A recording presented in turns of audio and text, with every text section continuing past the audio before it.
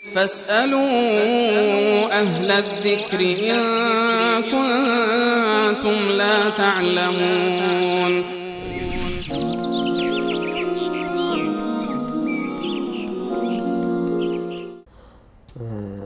بیننده دیگری پرسیدند که حکم مراقبه و بیعت یعنی چه؟ آیا در اسلام بوده؟ انجامش چه حکمی دارد؟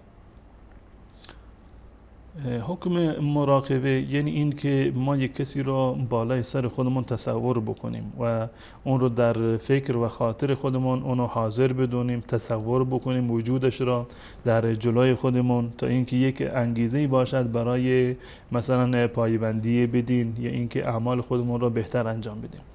از نظر اصلی و اساسی تعبیری که در شریعت اسلامی اومده احسان هست. احسان همون گونه که از اسمش مشخص هست از حسن گرفته شده، یعنی پخته‌کاری، یک کاری را به نحو احسن انجام دادن. در حدیث معروف حضرت جبرئیل علیه السلام اومده که حضرت جبرئیل اومد و سوال کرد از رسول الله صلی الله علیه وسلم که اخبرنی عن الاحسان، احسان چی هست؟ احسان رو برای من معرفی بکن، تعریف بکن. رسول الله صلی الله علیه وسلم فرمودن ان تعبد الله كأنك تراه فإن لم تكن تراه فإنه يراك. احسان الله رو مراقبه خود بدونیم. بله این که ما فقط الله رو در نظر داشته باشیم، الله رو تصور بکنیم، همیشه معتقد به این باشیم، در ذهن و خاطر ما این باشد که الله متعال ما را میبیند و ناظر بر اعمال ما هست، شنونده گفتار ما هست و اعمال ما را کاملا میبیند و آگاه از درون ما هست، از قلبه های ما در واقع اطلاع دارد. این تعبیری که در اینجا از رسول الله صلی الله علیه و سلم اومده و احسان هست، این هیچ گونه اشکال شرعی ندارد. این که انسان مسلمان سعی بکند هنگامی وقتی که نماز میخواند یا هر کار دیگری را انجام میدهد با این تصور و با این گمان و خاطر نماز بخواند که من الله را میبینم. یعنی بالفرض اگر واقعا شما الله را میدیدید، اگر این توان را داشتید و الله متعال جلوی روی شما بود، تا چه اندازه شما خشوع و خضوع داشتید، حضور قلب داشتید در نماز خودتون و روحانیات و معنویات شما در نماز در واقع افزوده میشد. به این انگیزه شما نماز بخونید، یعنی مراقبه بکنید، الله متعال را در ذهن داشته باشید و گویا که در حضور الله متعال نماز میخونید. منتها اگر در درجه بعدی شما نمیتونستید این تصور را بکنید، نماز شما نمیتونستید شما که این نمازتون در این حد بالای معنویت باشه، اما اینو مطمئن باشید که الله متعال قطعا شما را میبیند. گرچه شما الله متعال رو مشاهده نمی کنید، اما قطعا و 100% نماز شما، روزه شما، زکات شما، حج شما، تمام عبادات و اعمال شما، تمام اینها تحت نظر الله متعال هست و هیچ چیزی از الله متعال پوشیده نیست. پس بنابراین به همون گونه که اگر الله متعال در حضور شما بود و مشاهده می کردید، حضور قلب داشتید و در واقع خضوع و خشوع را مراعات می کردید، در وقتی که نماز می خوانید مطمئن باشید که الله متعال شما را می بیند. پس بنابراین حضور قلبتان، خضوعتان و خشوعتان که باید به صورت کامل و در بالاترین درجه باشه. مراقبه‌ای که در شریعت ما سراغ داریم در این اندازه است و بس، بیشتر از این مراقبه رو ما نداریم. به اینکه ما اینو در نظر داشته باشیم که الله متعال ما را می‌بیند و ناظر تمام اعمال ما هست. و یک نکته جالبی که واقعا امام مهدی کی نیست، نه مهدی و نه غیر مهدی، حتی رسول الله صلی الله علیه و نه حضرت علی، نه حسن حسین، نه ابوبکر، نه عمر، نه امام ابو حنیفه، نه مالک، نه شافعی، نه احمد ابن حنبل، نه عبدالقادر جیلانی و نه هیچ کسی دیگر. هیچ کسی غیر از الله متعال ناظر اعمال ما نیست و نمیداند ما چه کاری رو انجام میدیم. در خلوت که ما هستیم فقط و فقط الله متعال هست که ناظر اعمال ما هست و بس. و درباره صفات الله متعال و نامهای الله متعال من این نکته رو به بینندگان عزیز اینو توصیه بکنند که همیشه 3 صفت و 3 نام از نامهای الله متعال رو در نظر و خاطر خودتان داشته باشید. میخواید مراقبه بکنید، میخواهید که معنویات شما، روحانیات شما بالا برود، همیشه حضور قلب داشته باشید در عبادات خودتون. 3 صفت از صفات الله متعال انسان همیشه در نظر داشته باشه. یکی این که الله متعال سمیع هست. سمیع یعنی شنوا هست که در آیات زیادی از قرآن کریم این صفت برای الله متعال ثابت شده. الله متعال سمیع هست، پس بنابراین تمام گفتار ما را میشنود. درست. هر چیزی، هر سخنی که چه به صورت نجوا باشد چه به صورت صدای بلند باشد، تمام اینها رو الله متعال میشنود. پس بنابراین ما باید مراقب و مواظب گفتار خودمون باشیم. الله متعال بصیر هست.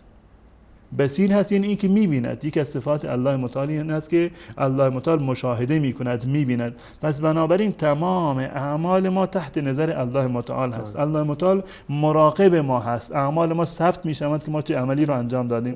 پس ما هم باید مواظب اعمال خودمون باشیم، زیرا که الله متعال بصیر هست. و الله متعال علیم هست. یعلم خائنة الاعین، خیانت چشم را و ما تخفی الصدور رو همه الله متعال میداند، آگاه است. از قلب ما خبر دارد که در قلب ما چی میگذرد. آیا من خیرخواه دیگران هستم یا بدخواهشون هستم؟ در قلب من مهر و محبت وجود دارد یا اینکه کینه و عداوت وجود دارد؟ آیا در قلب من اخلاص وجود دارد یا ریا هست درباره کار من؟ تمام اینها رو الله متعال در قلب من و تمام بندگان کاملا آگاه است. پس بنابراین سمیع بودن و علیم بودن الله متعال و بصیر بودن الله متعال، این صفت رو اگر ما همیشه در ذهن و خاطر خودمون داشته باشیم، این در واقع ضامن این می شود که هم اعمال ما و هم گفتار ما و هم افکار و باورهای ما مطابق با خواست و رضایت الله متعال باشه. پس بنابراین این در این زمینه این مراقبه‌ای که هست در این اندازه یک مراقبه مشروع هست و اسمش در شریعت اسلامی همون احسان آمده. چه اینو به احسان تعبیر بکنیم، احسان تعبیر شرعیش در واقع همین احسان است. اما تصوف و نمیدونم عرفان و یا موارد دیگر، اینها نامه‌های مستعاری هست که خالی از اشکال نیست و در این زمینه اشکال‌هایی وجود داره. اما اگر منظور از مراقبه این باشد که متاسفانه برخی از نهله های تصوف که به گمراهی رسیدن این توصیه رو میکنند به مثلا اون مرشد و پیر به مریدهای خودشون این توصیه رو میکنند که هر جا رفتید پیر خودتان رو تصور بکنید. یعنی تصور شیخ و شیخ طریقت یا همون پیر، هر جا که رفتید تصور بکنید که پیر شما، مرشد شما جلوی روی شما هست، شما رو میبیند، مواظب اعمال خودتون باشید. این در واقع یک مراقبه شرک‌آمیز هست. من به عنوان یک مسلمان مکلف هستم که الله را مراقب اعمال خودمون بدانم. الله هست که سمیع هست، بصیر هست، علیم هست و شاهد تمام اعمال من هست. نه رسول الله، نه حضرت علی، نه ابوبکر، نه عمر، نه عبدالقادر جیلانی، هر کسی دیگری، نه این استاد من و پیر و شیخ من. اون کسی که من باید از اون بترسم، از اون واهمه داشته باشم، اعمالم را به خاطر اون انجام بدم، فقط و فقط الله متعال است. پس بنابراین تصور کردن شیخ، تصور کردن استاد، تصور کردن کسی دیگر در این زمینه مخالف با شرع است. و اگر قرار باشد ما کسی رو در ذهن داشته باشیم، خب الله متعال که حی حاضر هست، همه به این اعتقاد داریم. اگر قرار باشد غیر از الله کسی رو ناظر اعمال خودمون بدانیم، خب رسول الله صلی الله علیه و آله برترین گزینه هست. چرا من بیام استاد خودم، شیخ خودم رو تصور بکنم که جلوی روی من نشسته و شاهد اعمال من هست؟ رسول الله صلی الله علیه و آله اگر شما تصور بکنید یک صوفی رو مثلا در جلوی پیر خودش، یعنی تصور بیشتری رو دارد و آرامش بیشتری رو دارد یا در جلوی رسول الله صلی الله علیه و آله. پس بنابراین اگر قرار باشد که اینم جایز نیست، اگر قرار باشد کسی غیر از الله تصور بکنیم و اون مراقبه بکنیم، پس اون شخص رسول الله صلی الله علیه و آله باید باشد. در صورتی که ما چنین چیزی رو سراغ نداریم، هیچ کسی از اصحاب رسول الله صلی الله علیه و آله چنین مراقبه ای رو برای ما تعریف نکردند و این عمل رو انجام ندادند و هیچ یکی از ائمه بزرگوار ما از نظر فقهی اهل سنت و الجماعت پیرو امام ابو حنیفه هستند یا امام مالک یا امام شافعی یا احمد ابن حنبل، هیچ یکی از این بزرگان ما پیر طریقت نبودند و مریدانی رو نداشتند که به این صورت بیاند اونها رو مجبور بکنند که شما بیایید ما رو تصور بکنید.